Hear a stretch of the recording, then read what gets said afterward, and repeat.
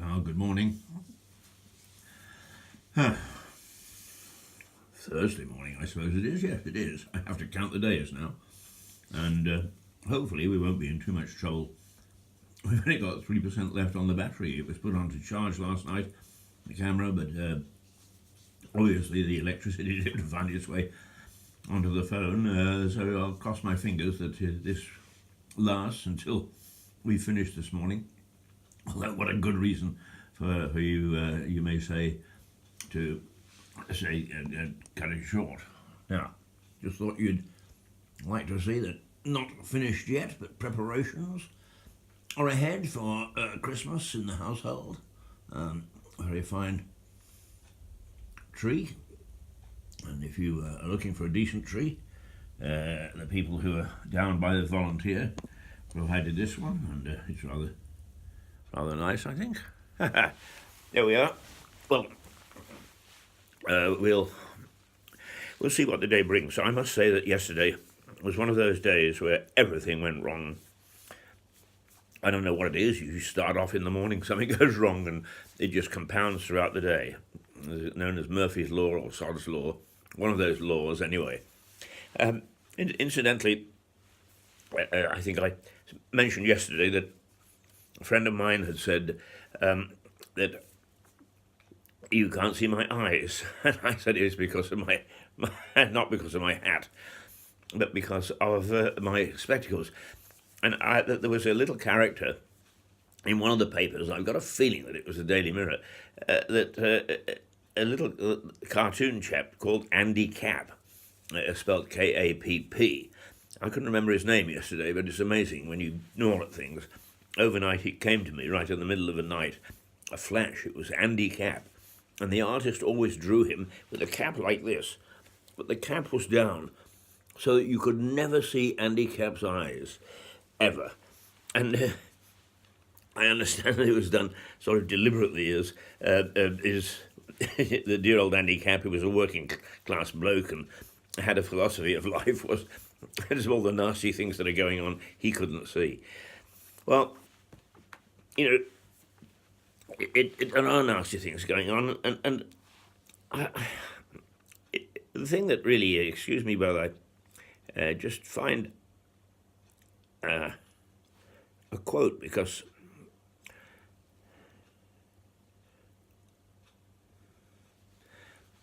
I think that I was thinking about what's going on at a local level, whether it's a 20-year plan, whether it's at a national level, a Brexit, or whether it's people ignoring the United Nations on an international level, on a global level, whether it's people signing an agreement and then going and drilling oil in the Arctic or Antarctic, whichever the case may be. Those people who sign deals about space and then immediately put up weapons or talk about weapons.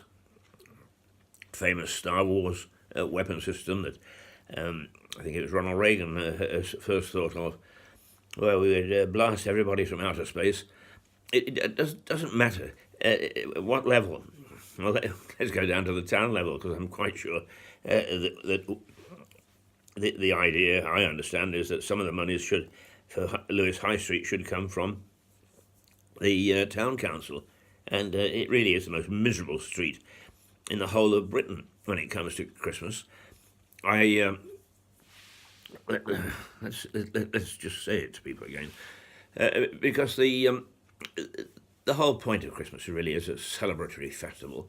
Okay, the main reason, to some extent, is being lost because of secularism, and everybody is afraid now to say they're Christian or non-Christian or Muslim or whatever. I incidentally had an interesting, in fact, I've got them again tomorrow, 3 people from various parts of the world, one Christian, one Muslim, and one from India, and I've just forgotten what that religion was, but we all got along perfectly well, without any problem whatsoever. There was no animosity. We got on with the job in hand, and thoroughly enjoyed ourselves. But anyway, Christmas and Lewis High Street, totally and utterly miserable, and how we can possibly do that, I have no idea. Here we go. There. But at all levels, from that level, well, perhaps even from parish council level, up to the international level in Star Wars, is all our leaders seem to have forgotten about people. And it was buzzing around in my head that there is a famous statement, "We the people." And it comes from the introduction to the Constitution of the United States. And, of course, the White Hart Hotel in Lewis has a very strong association with the Constitution, because the Declaration of Independence, signed when America decided to go on its own way, has Tom Paine, who thought of his book, The Rights of Man, and it's not really a book, it's a philosophy. His ideas on the rights of man, which include the term, he said, "I think there should be a House of Representatives, perhaps called the House of Commons."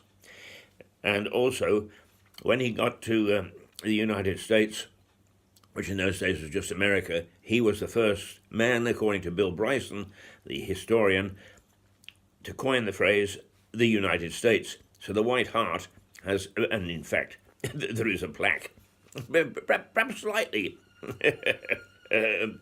exaggerating slightly, but it says that this is the cradle of democracy. Tom Paine thought and wrote about his ideas for the rights that man should have. But we, the people, who seem to be ignored at the moment, came from the American Constitution. And when I looked it up, of course, there it was. We, the people of the United States, in order to form a more perfect union, establish justice, ensure domestic tranquility, provide for the common defense, promote the general welfare, and secure the passage, the blessings of liberty to ourselves and our posterity, do ordain and establish this Constitution for the United States of America. Now, that's a pretty thrilling piece of writing, which seems to have been forgotten even by the country where the authors lived and prepared, ready for their future. Excuse me, got a little itch first thing in the morning. So how have we got to the point where our establishment has forgotten what the people want, what the people ask for, what the people have? You know, this 20-year plan, everybody is so bloody keen on referenda. Why can't we have a referendum on that? You know, Lewis High Street, why can't we have a referendum on that? Oh, they'll say, oh, you can't keep on having referendums. But hang on. There are a whole host of people that are saying we should have a second referendum, very costly process and so on and so forth, for whether we join or rejoin or stay out or whatever of the European Union, which is tearing people apart. And I've never seen a country and families so torn apart. almost not speaking about one another. A friend of mine the other day said that very close friends they have for dinner, and they stand at both ends, at opposite ends of the pole when it comes to their views on Brexit or non-Brexit, and they have to agree that they will speak about it for 3 minutes, and after that, it's forbidden, because otherwise the dinner party just turns into chaos. And how sad that we, the people, have managed to be put into this sort of position by them, our governors, who are not doing a very, very good job at the moment. And I don't care whether you're talking about the Prime Minister, the leader of the oppositions, whether you're talking about the rump from Scotland or from Northern Ireland. It isn't really a Welsh rump. They seem to be behaving themselves somehow. Or any individual MPs. They've forgotten who we are, and it's about time that they remembered. It was Harry S. Truman who used to have a sign on his desk saying, "The buck stops here." In other words, if anybody is passing the buck, and quite often it goes to the top, that's where it stops, and decisions are made. Well, that doesn't seem to happen anymore. I don't quite know exactly who's making what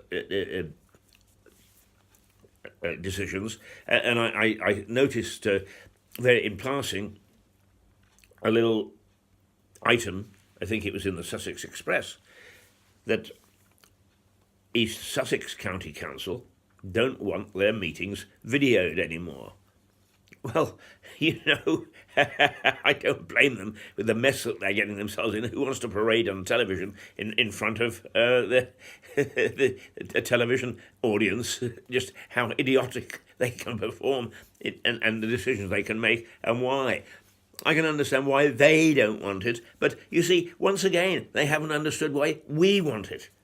They haven't remembered that they are responsible to the people. Let's keep them out, shut the doors. And I lost all respect for Ken Clarke when he stood up in the House of Commons a couple of months ago and said, of course, the people shouldn't have much to say about this. They don't understand. We've been in this place for months, for years and decades, and we understand. Well, I'm sorry, Ken, and all those who take that view, people rather know more than you think. And they certainly have views now in a democratic society. And the fact of the matter is you ain't listening. You ain't listening whatsoever. I'm sorry to use the vulgar term ain't, but I think it's suitable on this occasion. I've got a couple of letters missing, and perhaps that's what's happening in Parliament. There are a couple of letters missing. Where on earth do they think they get off on treating us this way? It's astonishing, absolutely astonishing. And hopefully, I think it's a couple of years yet before we get an election, but let's turf them all out, bag and baggage. As I often say to people, be careful what you wish for, and I must be careful there what I wish for. But the fact of the matter is that the Americans put Donald Trump in charge because they didn't want the old established parties. Justin Trudeau, although he's tied to a party, was different. I was in Canada and covered for a number of years as a journalist the activities of his father, who was an odd character, very charismatic, but a very odd character. And now Justin Trudeau is perhaps he's as charismatic as his father, but some of the things that he's immediately done as a prime minister have got to be off the temperature scale. But nonetheless, he was there because they got fed up with the old established parties. And that's happening right across Europe.